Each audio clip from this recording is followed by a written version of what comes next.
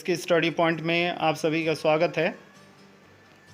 आप प्लेलिस्ट में जाइए इसके स्टडी पॉइंट सिलीगुड़ी के, और प्लेलिस्ट में जाकर क्लास वाइज या सब्जेक्ट वाइज प्लेलिस्ट को चुनिए और स्टडी कीजिए। वेलकम टू इसके स्टडी पॉइंट सिलीगुड़ी। इस वीडियो में हम लोग model activity task history class 7 part 3 को देख रहे हैं, और यह पार्ट 3 का क्वेश्चन आधारित है मुगल साम्राज्य अध्याय पर। 3 क्वेश्चन दिए गए हैं। रिक्त स्थानों की पूर्ति करो, स्तंभों को मिलाओ और 1-2 वाक्य में उत्तर दो। तो पहला क्वेश्चन है क, रिक्त स्थानों की पूर्ति करो।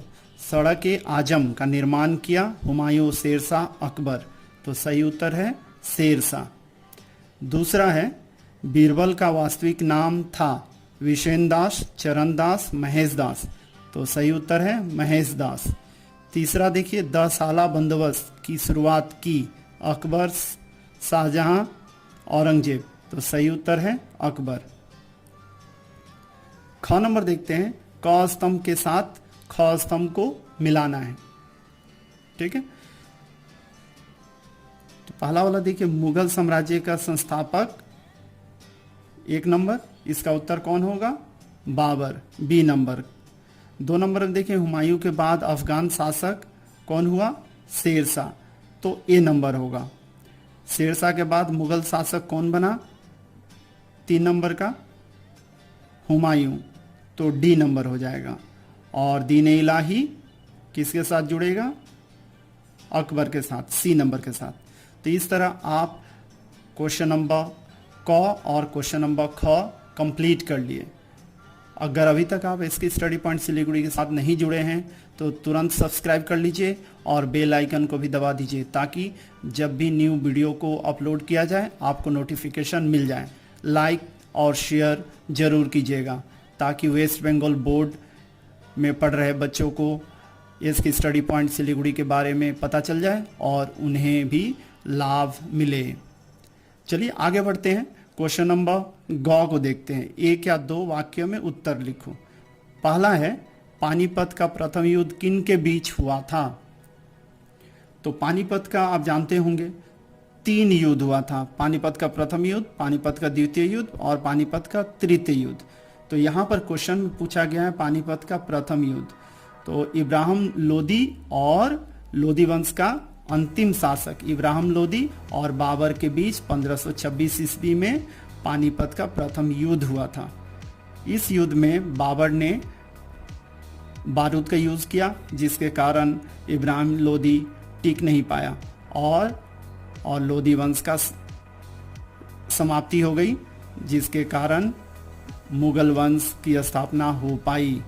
तो बाबर प्रथम मुगल शासक बन गया। ठीक है। पट्टा, क्वेश्चन नंबर 2 को देखते हैं। पट्टा व कबूलियात क्या है?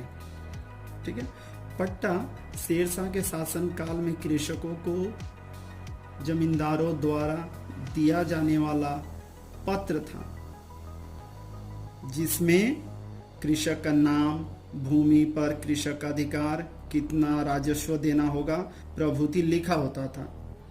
ठीक है, और इसके बदले में कृषक राजस्व देना कबूल करता था, और कबूल जो करता था वही कबूलियात के नाम से एक दूसरी दलील राष्ट्र देते थे।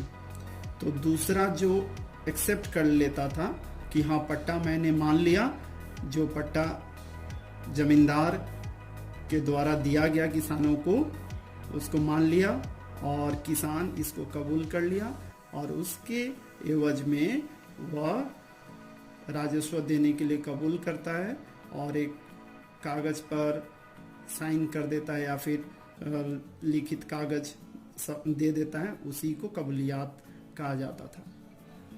ठीक है, समझ में आ गया होगा आपको। ठीक है, शेरशाह सूरी के समय में 1540 से 1545 के बीच में शेरशाह सूरी थे, उसी समय यह व्यवस्था लाई गई थी।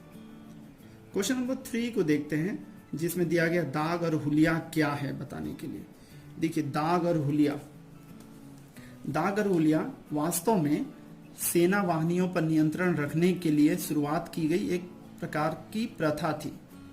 ठीक है। सेना में व्याप्त भ्रष्टाचार को दूर करने के लिए हुलिया प्रथा का प्रचलन किया गया या शुरू किया गया। ठीक, तो इस चीज को समझ लीजिए कि दाग और हुलिया क्या है, सेना में व्याप्त भ्रष्टाचार को दूर करने के लिए शुरू किया गया एक प्रथा है। देखिए दाग, दाग का मतलब क्या होता है, घोड़े पर दाग मतलब घोड़े पर निशान लगा देना, चिन्ह लगा देना कहलाता है दाग प्रथा। अब एक सेना है और सेना के पास में घोड़ा दिया गया है, घोड़ा है, तो सेना एक अच्छा घोड़ा को लेकर बेच न दे या फिर अदल बदल ना कर ले, इसके लिए घोड़ों पर एक निशान लगा दिया जाता था, दाग लगा दिया जाता था, जिससे पता चले कि वह घोड़ा किसको दिया गया है और वह घोड़ा किसका है। यह हो गया दाग, घोड़े पर दाग लगा देना, तो दाग प्रथा। दूसरा हो गया हुलिया। हुलिया का मतलब होता है चेहरा, ठीक है। तो सैनिक का पहचान करने के लिए हुलिया प्रथा को भी लागू किया गया था। और यह हुलिया प्रथा में होता क्या था, सैनिकों के चेहरे का लेखा जोखा पूरा लिखा हुआ रहता था, ताकि वह सैनिक जो सेना में है सही से पहचाना जा सके।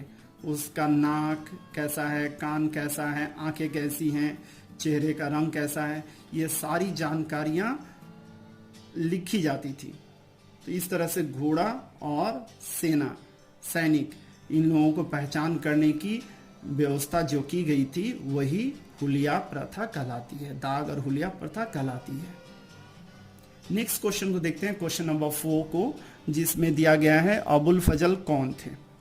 अबुल फजल अकबर के शासनकाल में प्रसिद्ध इतिहासकार थे, जिन्होंने अकबरनामा नामक एक रचना की, किताब की रचना की। तो अगर बोला जाए कि अकबर के शासनकाल में एक इतिहासकार थे, उनका नाम बताओ जिन्होंने अकबरनामा लिखा, तो आपको अबुल फजल नाम बताना पड़ेगा। तो इतना ही था मॉडल एक्टिविटी हिस्ट्री क्लास 7 का पार्ट 3 में। बहुत ही छोटा क्वेश्चन दिया गया था, मुगल साम्राज्य के ऊपर में ही क्वेश्चन था। अगर आपको यह वीडियो पसंद आया होगा, जानकारी एकदम मजा लगा होगा, अच्छा लगा होगा, तो आप लाइक और शेयर जरूर कीजिएगा और कमेंट बॉक्स में जाकर कमेंट जरूर कीजिएगा।